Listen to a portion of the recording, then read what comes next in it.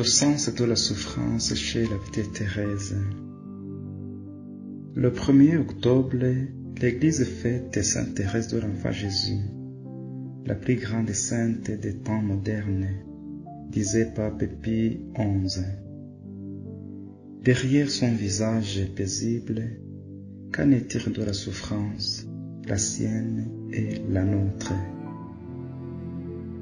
À ce 4e jour de la neuvaine préparatoire à sa fête, je viens réfléchir avec vous sur cette petite sainte rayonnante du 19e siècle, comme vous l'avez entendu le 1er jour avec le frère Olivier.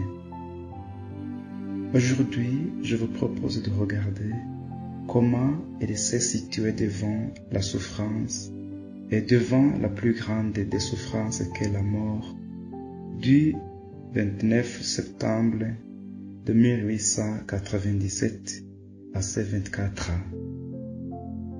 Oui, la mort c'est le plus grand mal parmi tous les maux, mais elle est pour nous un chemin qui nous mène au plus grand bien, disait notre très passé chanteur Kizito Mihigo dans son célèbre chant Le sens de la mort. Un chrétien, c'est quelqu'un qui meurt chaque jour en vue du grand rendez-vous qu'est la dernière mort qui ouvre une autre page de la vie. Oui, comme le dit le livre de Coëlette, chapitre 1, versets 10 à 11, qu'il y ait quelque chose dont on dise « Tiens, voilà du nouveau ». Cela fut dans les siècles qui nous ont précédés. Il n'y a pas de souvenir d'autrefois, et même pour ceux de temps futurs, il n'y aura d'eux aucun souvenir auprès de ceux qui les suivront. En invoquant les saints que Dieu a pris auprès de lui dans la gloire, nous imaginons malgré nous qu'ils ont vécu sur terre une existence à part différente de la nôtre, protégée à la fois du mal et du malheur. C'est une illusion.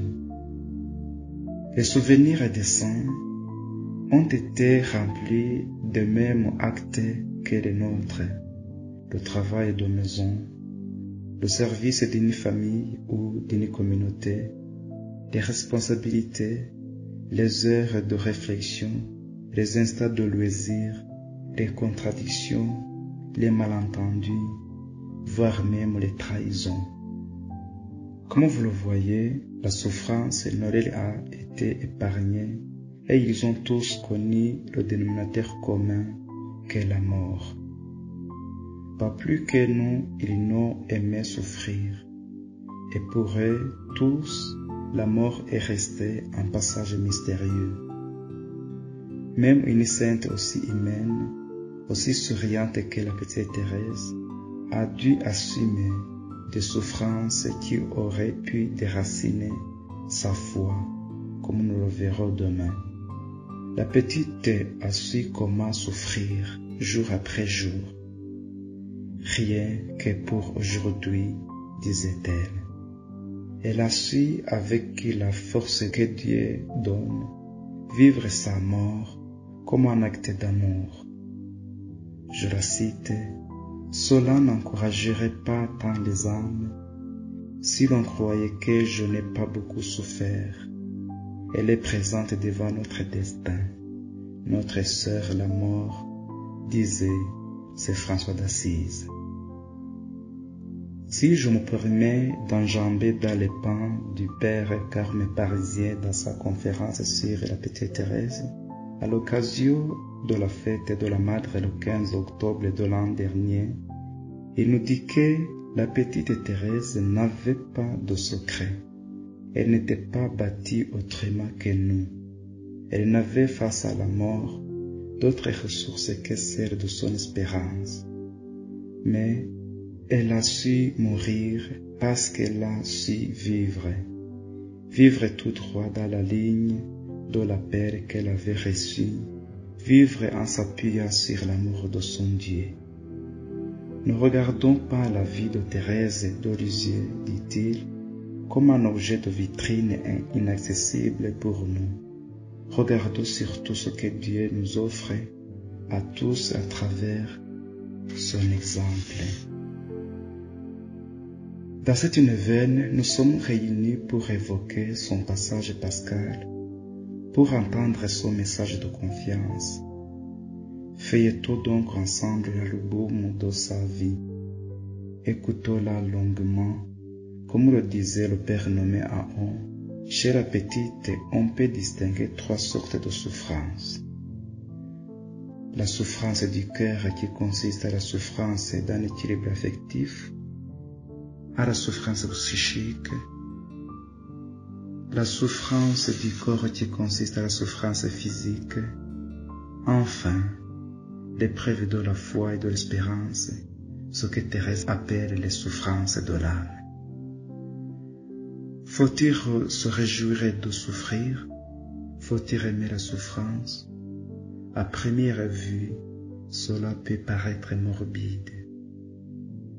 Je la cite. J'ai beaucoup souffert depuis que je suis sur la terre, mais si dans mon enfance j'ai souffert avec tristesse, ce n'est plus ainsi que je souffre maintenant. C'est dans la joie et dans la paix. Je suis véritablement heureuse de souffrir. Là réside le secret, vivre la souffrance en expiation de nos péchés, mais l'accepter dans la paix. Peut-on porter la croix sans Jésus? Ce serait voué à l'échec. Seuls, nous ne pouvons rien. Avec Jésus, le chemin de croix qu'est le quotidien devient douceur, joie et paix. C'est finalement, comme pour la messe, la communion arrive après le sacrifice. L'union des âmes au Christ se fait entière après le sacrifice. Sainte Thérèse de l'Enfant Jésus appelle chacun à se mettre sur la voie de l'enfance spirituelle, à s'abandonner comme un petit enfant dans les bras de son Père et à accueillir la souffrance comme on reçoit un bouquet de roses, à son image, dans la joie et dans la paix. Souffrir pour un chrétien, c'est se préparer au grand rendez-vous qu'est le soir de notre vie, où nous serons tous jugés de l'amour. Comme le disait un sage, les personnes les plus importantes ne sont pas celles qui ont la tête pleine de connaissances, mais ce sont celles qui ont le cœur plein d'amour, des oreilles prêtes à écouter, les mains prêtes à aider, à secourir. Bonne préparation à la fête de la petite Thérèse. Merci.